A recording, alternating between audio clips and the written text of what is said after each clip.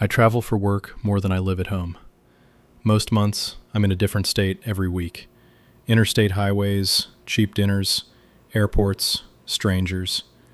After a while, every day feels like a copy of the last. Same meetings, same hotel rooms, same conversations. But this trip was different from the moment it started.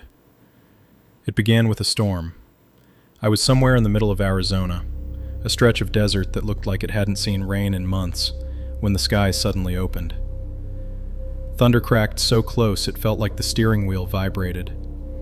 The rain was so heavy it turned the windshield into a silver sheet. I could barely see the road. I drove another 5 miles before admitting I needed to stop.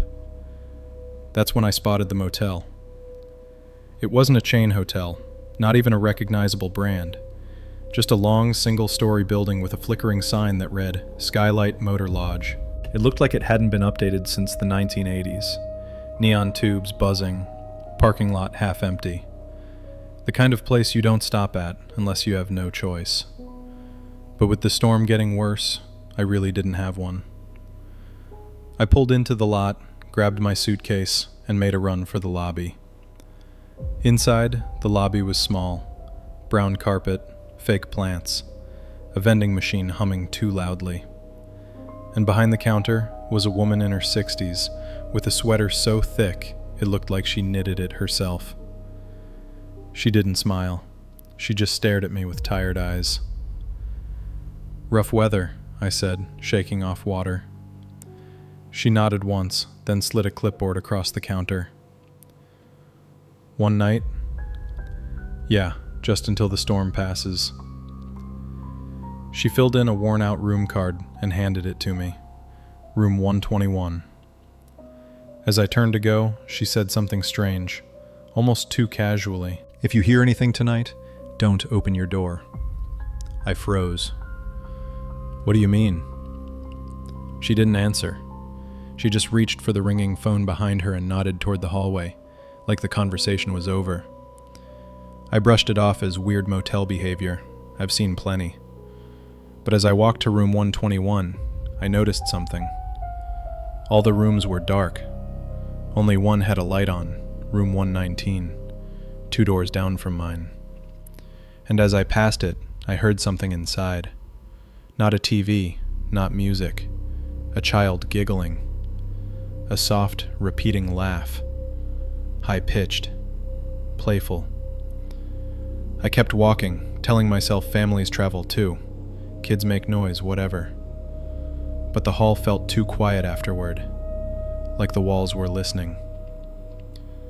I went into my room, dropped my bag, and took a shower. It was just another night on the road, I told myself. A weird motel and a long day. But sometime after midnight, I woke up to a sound outside my room. 3 soft knocks. Not loud, not frantic. Just a gentle, rhythmic tapping. I sat up. The knocks came again. I checked the time. 12:41 a.m. I held my breath. The knocks weren't random. They were coming from the room next door. 119. Not the wall, the door itself. Like someone was knocking on the inside of their own room door, trying to get out. I heard a child's voice whispering something. Too soft to understand, too steady to be crying. I leaned closer to my own door, and for a moment, I swear I heard, greater than, "Can somebody let me out?" My chest tightened. The woman at the front desk had told me not to open my door if I heard anything, but I didn't hear knocking on my door. It was next door, and it sounded like a kid. I walked to the people, looked out into the hallway. Empty. The knocking stopped. The hallway returned to silence. I stepped away from the door, hands shaking slightly. I didn't sleep again. Around 2 a.m., I heard footsteps. Light ones, barefoot, little feet. They walked past my room, paused in front of my door, then kept going. I listened so hard my ears rang. Then I heard a door open, soft.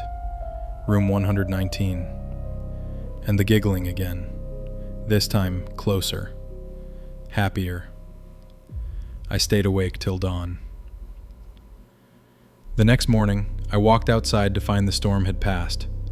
The air smelled like wet asphalt and desert dust. The motel courtyard was empty, except for a housekeeper pushing a cart of towels. She looked about my age, maybe a little younger, with dark circles under her eyes like she hadn't slept in days. I asked her, casually, "Busy night?"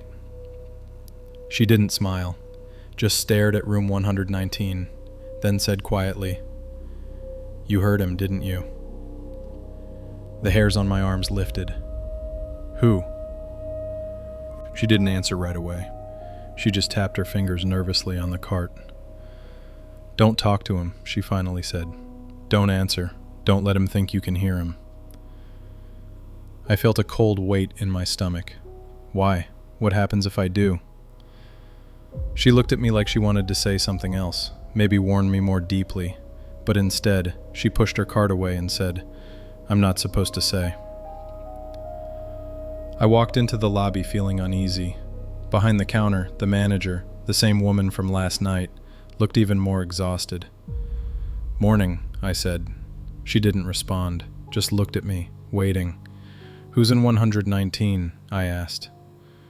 The question hit her like a slap. Her face went blank, color draining. "No one," she said firmly. "That room is empty." I blinked. I heard a child in there. Someone was giggling all night. Her eyes hardened. "Room 119 has been unoccupied for 11 years. I stared at her. Then what did I hear? She didn't answer. She just reached into a drawer, pulled out a form, and placed it on the counter. A transfer slip. "You can move to a different room if you want," she said. "Farther from that side." I didn't sign it. Not yet. Instead, I walked out of the lobby and down the hall to stand in front of room 119. The door looked ordinary. Same beige paint, same metal handle. But the light in the room was on. I leaned close. Listened. Nothing. Not a sound. I turned the handle gently. It didn't move. Locked. I pressed my ear to the door. Still nothing. I told myself I was being stupid. I was sleep-deprived, stressed, lonely. Hotels make noise. But as I pulled away from the door, something caught my eye. On the floor. Right under the door. A set of small, wet footprints. Bare feet. Tiny. Leading out of room 119.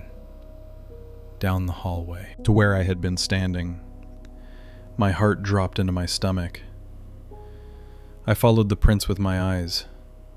They stopped directly in front of my door, and beside the last print, smeared faintly into the carpet, were two small words written in dust. "Help me." My hands went cold. Someone had been outside my room last night. Someone small. Someone barefoot. And when I glanced back at room 119, the light was no longer on. The room was dark again. I went to my car and sat for a long time. I should have driven off, checked out, left everything behind. But something didn't feel finished. Something in that hallway felt like it had been waiting for someone to notice, like a story that never got told.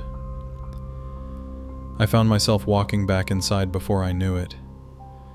I went to room 121, collected my things, then walked toward the lobby, planning to confront the manager again. But halfway there, I stopped. The door to room 119 was open. Just a crack, barely an inch. Soft yellow light spilled through the gap. My stomach twisted. Someone had opened it. Not long ago. Against every gut instinct I had, I stepped closer. I don't know why. Curiosity. Responsibility. Some feeling that this wasn't just noise. It was something unfinished. The closer I got, the colder the air felt. I pushed the door open slowly. The room was empty. No furniture, no bedspread, no personal items. Just dust, cracked wallpaper, and the faint smell of mildew. But something was wrong. In the center of the room, on the carpet, was a stain. Dark, circular, about the size of a dinner plate. And beside it, carved into the floorboards with something sharp. 119, 119, 119, 119. Over and over, dozens of times. Like someone desperate to remember their own room number, or terrified of forgetting it. I stepped inside. Instantly the air changed, like stepping underwater. I turned back toward the hallway, suddenly feeling watched. And that's when I saw him. A small shape standing at the end of the hall. A child, maybe 6, maybe 7, barefoot, head tilted slightly, watching me. I blinked, and he was gone. But the wet footprints remained, fresh ones, leading toward me. Then, a giggle, right in my ear, and the door slammed shut behind me. The door slams so hard the frame shakes. The light flickers above me, humming like it's struggling to stay alive. For a long moment, I don't move. I just stand in the center of room 119, breathing too fast, staring at the door that shouldn't have closed on its own. I tell myself the wind did it, or the old hinges, or the building shifting. But wind doesn't giggle. Old hinges don't breathe, and buildings don't whisper your name. I turn around slowly, scanning the room again. Nothing looks different. Still empty, still dead, still abandoned. But the feeling is different. It feels like I'm not alone in here anymore.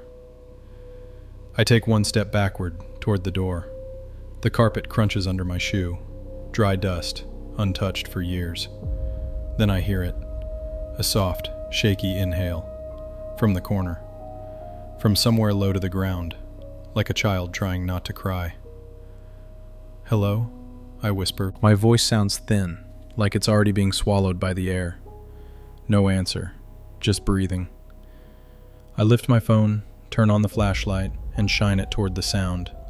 The light lands on the far corner and disappears, swallowed by shadows that shouldn't be that dark. The room is too small for the corner to be this black.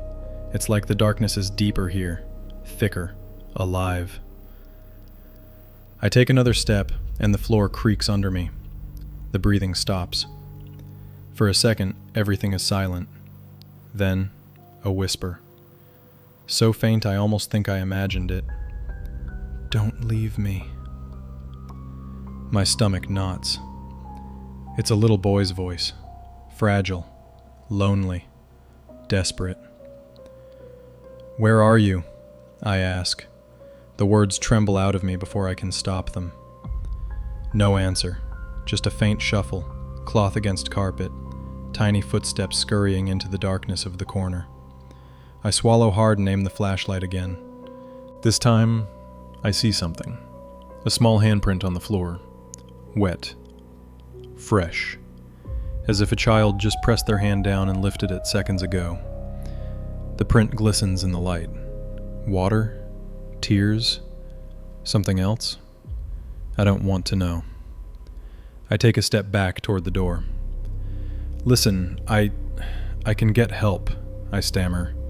"If someone's in here, we can go to the front desk. We can..." A sharp breath interrupts me. Not mine. His. Right behind me. I spin around. No one's there. But the door. The surface is smeared. A tiny handprint there, too. And right below it, written in the dust. "Stay."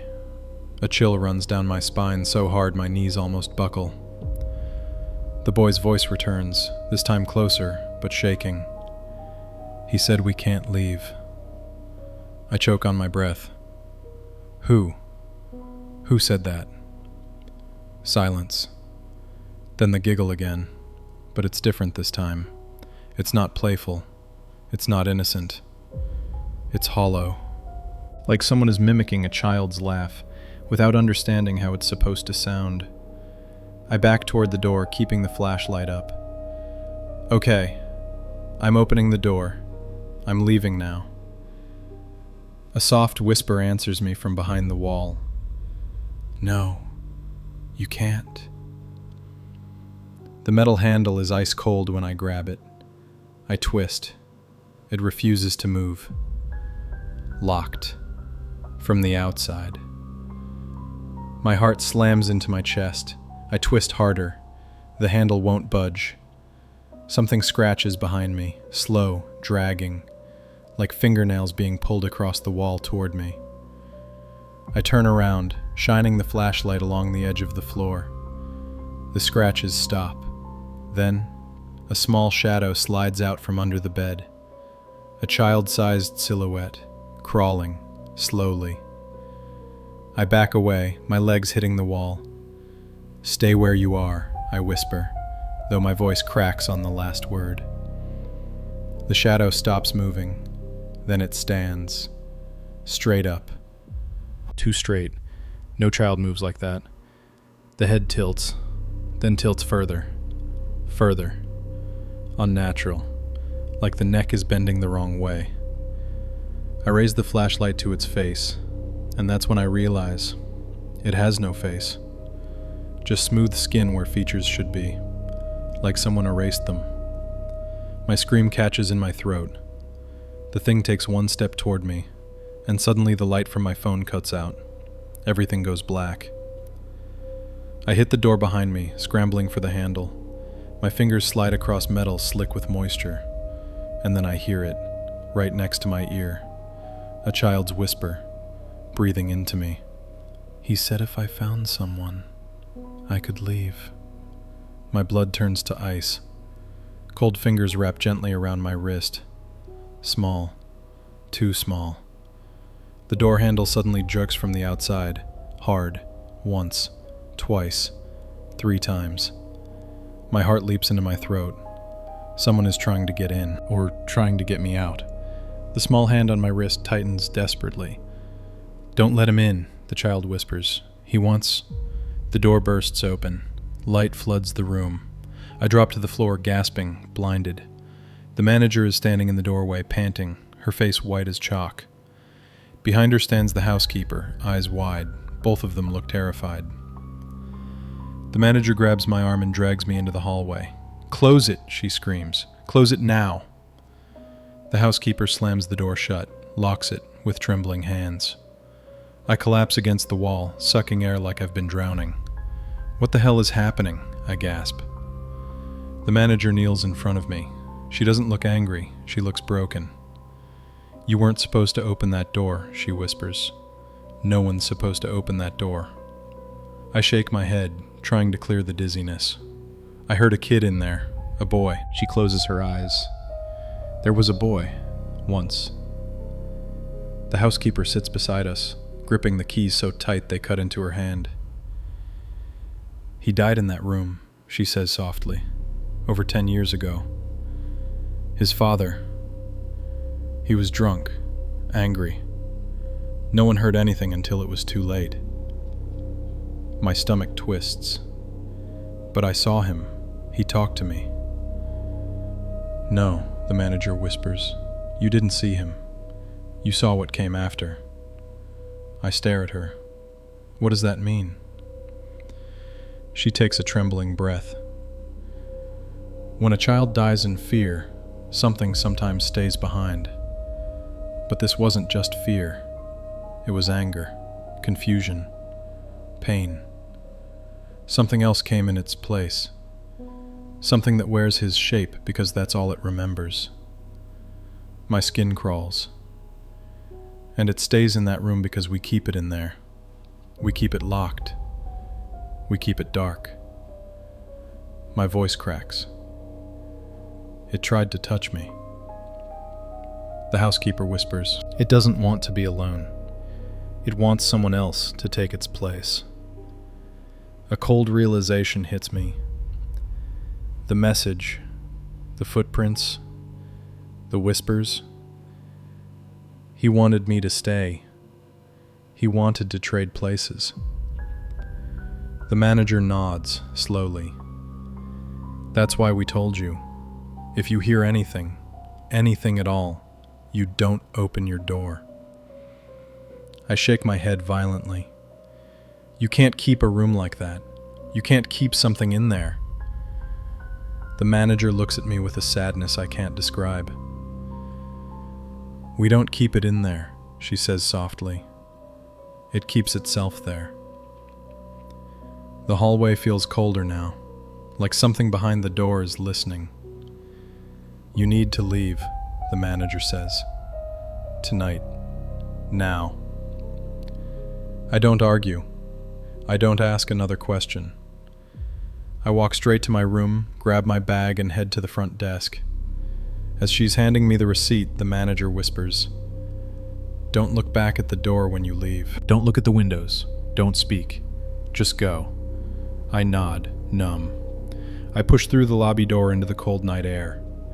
The motel is silent, still. But as I walk to my car, I hear it, soft and gentle. Right behind me, a single giggle. I force myself not to turn. I get into the car, start the engine, and pull away. The road bends and the motel disappears from view. I drive for hours. I don't stop until the sun rises. I tell myself it's over, that I escaped, that I'll never go near a place like that again. But I made one mistake. I had to know. I had to confirm. 2 days later, at a gas station in Nevada, I searched the motel online. The Skylight Motor Lodge. There was one article. One. A headline from 2011. Father arrested after child dies in motel room. 119. And underneath it, a picture of the boy. The same boy I saw. The same face I never saw clearly. Except now, the picture was sharper. Detailed. Unavoidable. I swallowed hard. Closed the page.